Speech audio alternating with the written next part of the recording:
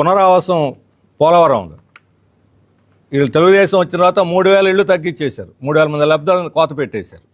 ఒకే ఊరిలో మధ్యలో రోడ్డు ఉంటుంది. రోడ్డు అవతల వాళ్ళు మునక గ్రామం కాదు, రోడ్డు ఇటువైపు మునక గ్రామం. అసలు చాలా ఆశ్చర్యం వేస్తుంది, ఎలా దాన్ని అట్లా నిర్ణయిస్తారు? ఇటువంటి ప్రతి మండలంలో ఉన్నాయి.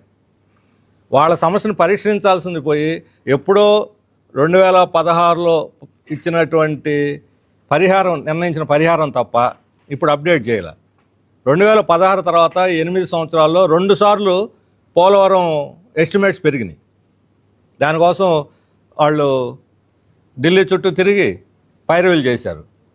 అంటే డ్యాము కాంట్రాక్టర్ల కోసం అంచనాలు పెంచుకున్నారు తప్ప పునరావాసం ప్యాకేజీలు ఏం మార్పు లేదు.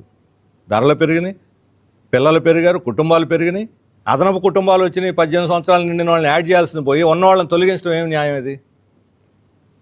ఈ రకంగా ఏ ఊరిపైన ఒక విషాదమైన కథ పోలవరంలో కనిపిస్తూ ఉంది. కాబట్టి పోలవరం పునరావాసం తర్వాతే పోలవరం, ఇది ఈరోజు ప్రజల నినాదం. అక్కడ నేను పోయిన ప్రతి ఊళ్ళో పునరావాసం తర్వాతే పోలవరం, లేకపోతే మేము అంగీకరించాం. మా పునరావాసం పూర్తి కాకుండా పోలవరం కడతామంటే మేము ఒప్పుకోం అని ప్రజలు తెగేసి చెప్పారు. రామానాయుడు గారు ఇరిగేషన్ మంత్రి చాలా ప్రాంతాలు తిరుగుతున్నారు, కష్టపడి పనిచేస్తున్నారు. ఒకసారి ఈ పునరావాస గ్రామాలు, మునక గ్రామాలని కూడా విజిట్ చేయాలని కోరుతున్నాను. ఆ రకంగా విజిట్ చేస్తే ప్రజల నుంచి వచ్చే ప్రత్యక్ష విజ్ఞప్తులు తెలుసుకుంటే వారికి కూడా వాస్తవ చిత్రం ఏంటో, అధికారులు చెప్పేవాటిని వినకుండా వాస్తవ చిత్రం ఏంటో వాళ్ళకి అర్థమవుతుంది. ఆయన ఆ ప్రాంతాలు తిరగాలని కూడా మేము కోరుతున్నాం. దీన్ని పునరావాసాన్ని ఉద్యమం రాకుండా చేయడానికి ఇప్పుడు గిరిజనులకు వ్యతిరేకంగా గిరిజనేతలను రెచ్చగొడుతున్నారు. తెలుగుదేశం, బీజేపీ ఇద్దరు పోటీలు పడి గిరిజనేతలను గిరిజనుల మీదకి రెచ్చగొడుతున్నారు. దానికి గిరిజన ఎమ్మెల్యేలనే సాధనంగా వాడుకుంటున్నారు. ఇది దురదృష్టకరమైన విషయం. గిరిజన ఎమ్మెల్యేలు యాక్చువల్గా ట్రైబల్ అడ్వైజరీ కమిటీ వేయాలి గిరిజన ఎమ్మెల్యేలతో, ఇంతవరకు వేయలే. ఎందుకు వేయలేదు? 9 నెలల పాటు గిరిజన అడ్వైజరీ కమిటీ వేసి వాళ్ళ ఆధ్వర్యంలో ఈ సంక్షేమ పథకాలు కానీ ఇతర సమస్యలన్నీ కూడా గిరిజనులకు సంబంధించిన ప్రతి సమస్య చర్చించాలి. దానికి బదులుగా వేయకుండా గిరిజన ఎమ్మెల్యేలను ఉపయోగించుకొని గిరిజనులకు గిరిజనేతలకు మధ్య చిచ్చు పెట్టి గిరిజనేతలను గిరిజనుల మీదకి ఉసుగొలపటం అనేది ఏ విధంగానూ కూడా సరైనది కాదు.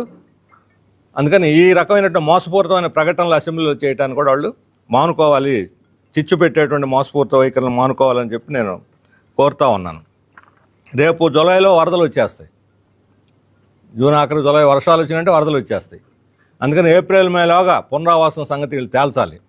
అప్డేట్ తాజా పరిచిన లెక్కలతోటి కాంటూర్ లెక్కలు మార్చాలి, సర్వేలు చేయాలి, గ్రామాలు కుటుంబాలను సర్వే చేయాలి. చాలా పెద్ద పని. అందుకని మొత్తం యంత్రాంగాన్ని కేంద్రీకరించి 2 నెలల్లో పునరావాసం సంగతి తేలిస్తేనే పోలవరం ముందుకు పోద్ది.